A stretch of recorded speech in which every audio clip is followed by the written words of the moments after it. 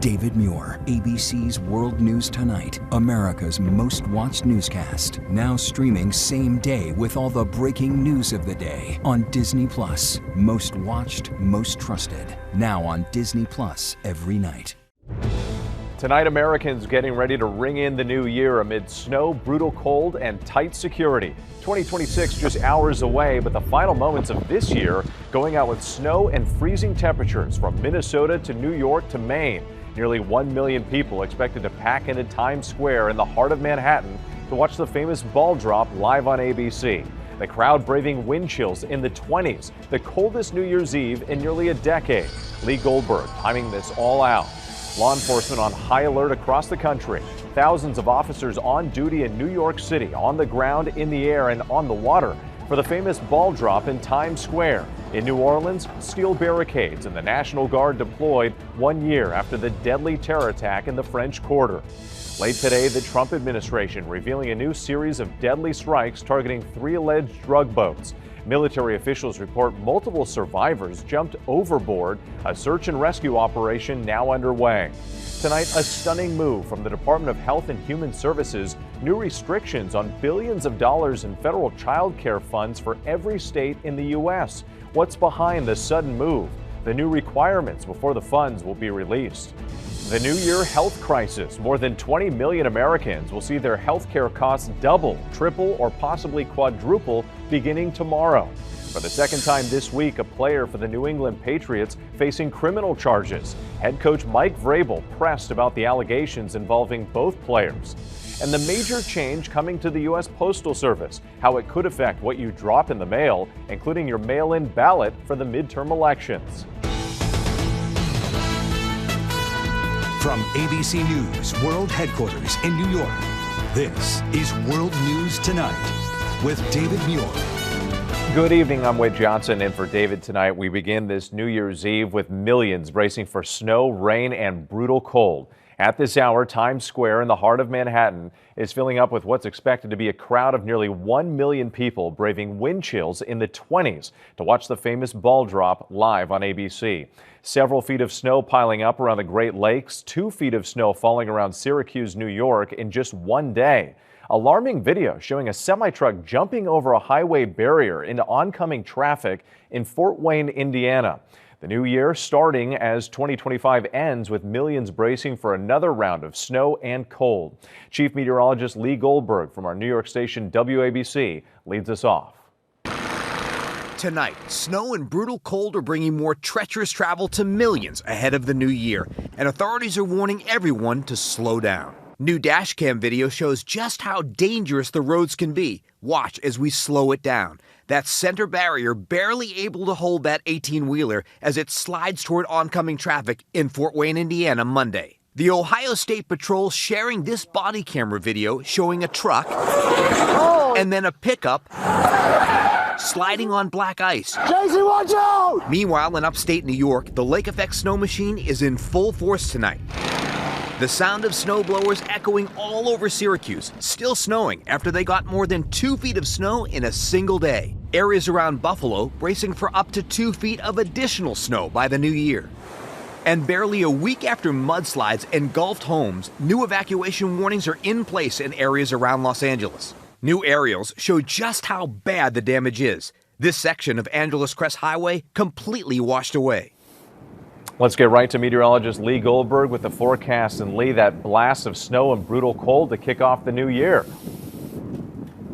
Whit, both coming right here to New York, and already feel the gusty winds. It's a New Year's Eve clipper. There's snow from the Great Lakes going into the Northeast. Could be an inch or two in Boston later tonight, maybe a coating here in New York. By the end of the week, lake effect snows 1 to 2 feet south of basically Lake Erie and Lake Ontario. And look at the wind chills tomorrow, single digits in teens, I-95 corridor, sub-zero in Burlington, Vermont. In the west, more rain overspreading Southern California. The heaviest will be tomorrow morning from about 2 to 8 in the morning. An additional inch or two of rainfall, more snow in the Sierra. Rest of the country actually fairly quiet. Moderating temperatures in the plains all the way into the southeast, but it's cold and brutal in the northeast. And before we get to tomorrow, it's midnight in Times Square, 32, and a side of snowflakes with that confetti. Whit? Yeah, plenty of layers required. Lee Goldberg, we appreciate it.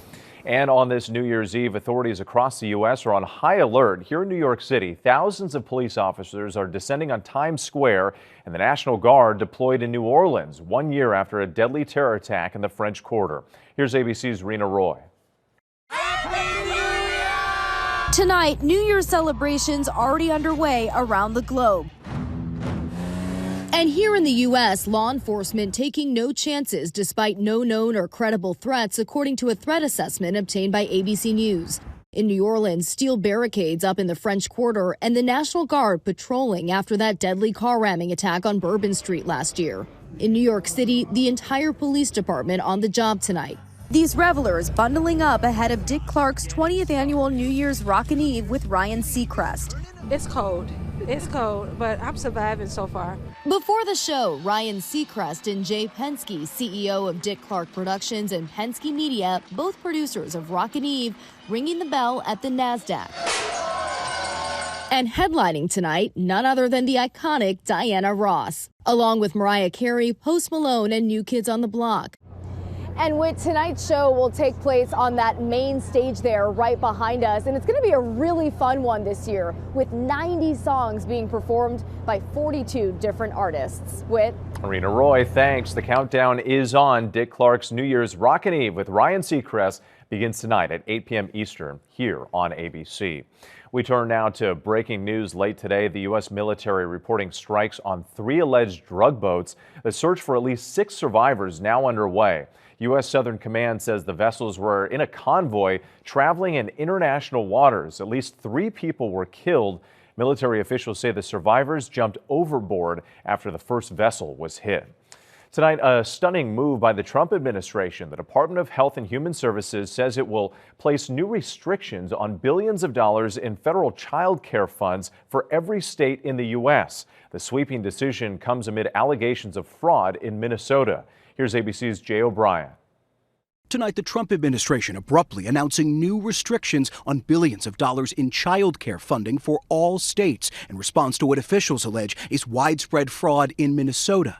We believe the state of Minnesota has allowed scammers and fake daycares to siphon millions of taxpayer dollars over the past decade. The Department of Health and Human Services saying all of the more than $12 billion in child care grants distributed coast to coast by the Administration for Children and Families will now require a justification and a receipt or photo evidence before being distributed. According to HHS, nearly 20,000 children affected in Minnesota alone. There are a lot of very scared and confused, both families and providers right now. Minnesota Governor Tim Walz accusing President Trump of politicizing the issue to defund programs that help Minnesotans. Also writing, we've spent years cracking down on fraudsters. Trump calling Walz a crooked governor.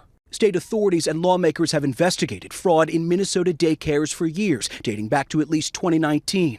But Republican leaders, including the president, now seizing on a new viral video where a self-proclaimed independent journalist claims several Minnesota daycares receiving public funding are not actually providing child care, particularly targeting the state's Somali community.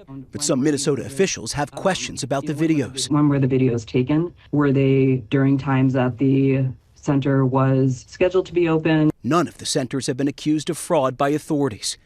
And with Minnesota officials saying that they take allegations of fraud seriously, that they visited the daycares mentioned in that video this week. But this video setting off a firestorm despite the fact that it focuses on an issue that's been scrutinized repeatedly in Minnesota. And now, because of it, new restrictions on child care funding across the country. Whit. Jay O'Brien for us tonight. Thank you. And the decision to freeze federal child care funds comes just as the cost of health care is about to skyrocket for more than 20 million Americans. Tax subsidies expiring at midnight.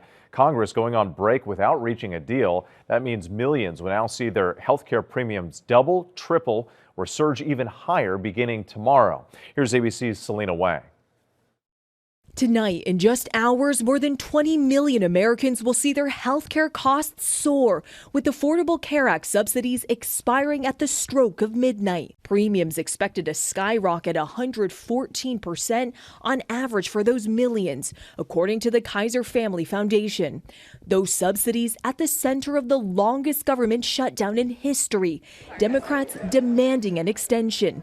But instead, lawmakers left for the holidays with no solution in sight. sight. It's all a stark reality for Americans like 63-year-old Georgia grandmother Angela Holmes. My total premium is supposed to be around $1,500. Can you afford that? I have to. It's going to mean picking up a little bit of part-time work. It will mean expanding my garden so that I can grow more of my own food. Doug Bouchard and his wife, who has ALS, expects their monthly costs to soar. Her premium went up from $603 a month to $1,396 a month. Our deductible went from $500 a year to $8,600 a year. Bouchard from Illinois says he retired early as a mechanic to care for his wife. We do have money saved, but that's supposed to last a lot longer than a year or two. The House is expected to vote in January on a bill to extend these subsidies by 3 years, but it's unclear if the Senate will follow. Now, many Republicans have long been critical of the Affordable Care Act, arguing that it gives too much money to insurance companies, but they haven't come up with a viable alternative. All right, Selina Wang, our thanks to you.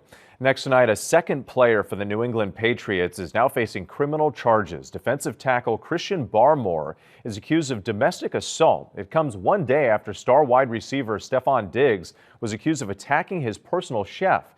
Today, for the first time, the Patriots head coach pressed about the allegations involving both players. Here's ABC's Ika Jachi. Christian Barmore, the team's rising defensive tackle, is charged with domestic assault from an alleged incident back in August. After an argument about the air conditioning temperature and food, court documents say Barmore grabbed his then-girlfriend's phone, threw her to the floor as she tried to leave. On the other side of the ball, Stefon Diggs, the team's top receiver, was charged with felony strangulation and misdemeanor assault and battery. According to a police report, a woman said she was working as a private chef at Diggs' Dedham, Massachusetts home. On December 2nd, the woman said Diggs slapped her and tried to choke her during a dispute over money. In a statement, Diggs' attorney says in part he categorically denies these allegations. Patriots coach Mike Vrabel pressed about the allegations involving his two players. Let the process take its toll. Coach Vrabel says he hasn't heard anything that would keep either player from the game against Miami on Sunday. Stefon Diggs is scheduled to be arraigned on January 23rd. As for Barmore, his case is set for February 3rd, 5 days before Super Bowl 60. Ika Jachi, thanks so much. Now to President Trump abandoning his push to deploy National Guard troops in Los Angeles, Chicago, and Portland as part of his crackdown on immigration. Facing multiple legal setbacks, the president says he's removing the National Guard from all three cities, but warning we will come back if there's a rise in crime. The Supreme Court blocked the Trump administration from deploying troops in Chicago earlier this month. When we come back, bank robbers pull off an elaborate heist. Hear how they broke into a vault and hauled away a fortune. Plus, changes on the way for the postmarks on your mail, what this could mean for your bills and tax returns. Next tonight, thieves pull off a brazen multi-million-dollar bank heist in Western Germany. Police shared this image where they say the robbers drilled into a wall to make a huge hole wide enough to crawl through. Once inside, the thieves broke into thousands of safety deposit boxes, their haul reportedly worth up to $105 million. Still ahead, changes on the way for the postmarks on your mail, how this could impact your bills, ballots, and more. To the index now, a wallaby is back home after busting out of a petting zoo and wandering through New Jersey. 3-year-old Rex hopped out of his enclosure at a petting zoo in Williamstown on Monday. Several people saw the wayward wallaby bouncing around a pond and a parking lot. Zoo workers eventually were able to capture Rex outside of a Walmart last night. The U.S. Postal Service is rolling out changes for postmarks in the new year. For decades, postmarks help people meet deadlines for bills, ballots, tax returns, and more. Soon, the postmark will no longer reflect the day a letter was submitted. USPS clarified its rules, saying postmarks will be added when an envelope is processed, potentially days after it was dropped off. When we come back, David is here with his New Year's message and a personal look behind the scenes here at ABC News. And finally tonight, here from atop the Disney ABC headquarters here in New York City, the Robert Iger building, I have a personal note I wanted to share with all of you at home. We do this every year, but I think it's so important. First of all, I just wanted to thank all of you at home for tuning into the news every night, even when it's difficult to watch. We are grateful to have you with us each and every evening. I also wanted to thank the people behind the scenes here at ABC who make this broadcast possible every night. They're my friends, they're my family here at work, and they are as caring and as committed as you could imagine. I am grateful for them, and I'm grateful for all of you at home. Happy New Year. I'm David Muir from all of us at ABC News. Thank you for watching, and I'll see you next year. Good night.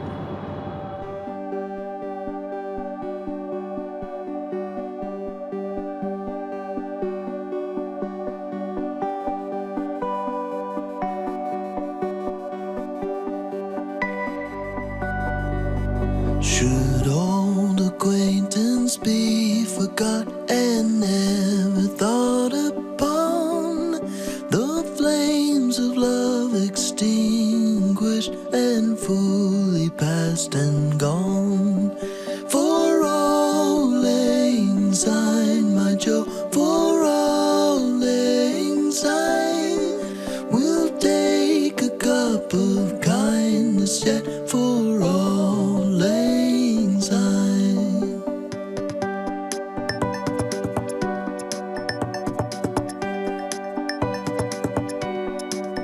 Should all acquaintance be forgot and never brought to mind? Should all acquaintance be forgot and all lang syne? For all lang